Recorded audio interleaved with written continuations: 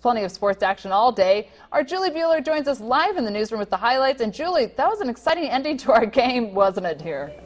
It sure was, Angela. It was a full day of NFL action. And after the Cowboys earned the 27-26 victory, we just found out that their receiver Des Bryant is out 4 to 6 weeks with a broken foot. Still, over the day, new ink was laid in record books. Some teams enjoyed memorable moments, while others suffered through forgettable games. We saw surprising comebacks, the drama of overtime, and yes, of course, there's plenty to talk about.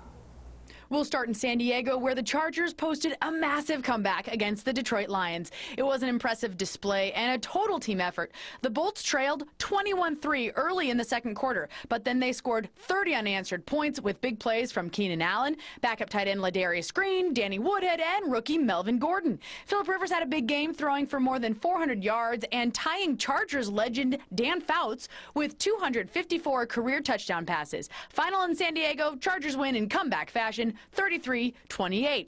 The Buffalo Bills, behind a new head coach, new quarterback, new running back, and a whole new attitude, offered the favorite Indianapolis Colts a clinic in physical football. They got the win 27-14, but at one point actually had a 24-0 lead. The Bills could not have gotten off to a better start. Meanwhile, in Oakland, well, the Raiders really couldn't have gotten off to a worse start.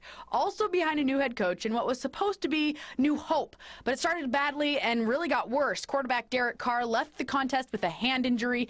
He would not return, and the Raiders were never in the game. They got drop-kicked by the Bengals, 33-13, the final. How about our local connection? DJ Alexander, number 57 for the Kansas City Chiefs, collected 2 special teams tackles in his pro debut. The former Palm Desert Aztec saw action in the Chiefs' dominating win over the Houston Texans, 27-20, the final there. And how about the game in Tampa Bay? For the first time in NFL history, 2 top picks in the draft faced off at quarterback in kickoff weekend. Jameis Winston, leading the Bucs, was taken first, and Marcus Mariota was selected number 2 by the Titans. But scouts thought Mariota was, quote, too nice to be an NFL quarterback. Well, all he did in his debut was throw for 4 touchdowns in the first half.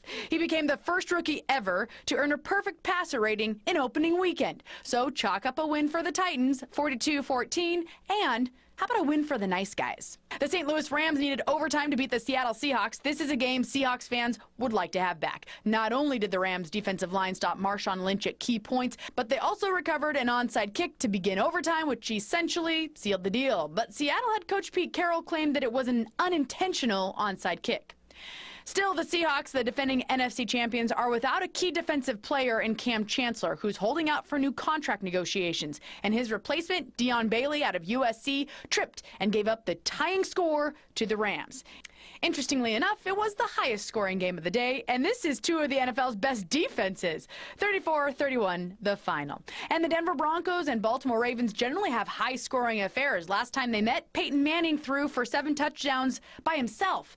But that wasn't the case Sunday. Neither team scored an offensive touchdown. It was their defenses that did the heavy lifting, and the Broncos got the win, 19-13.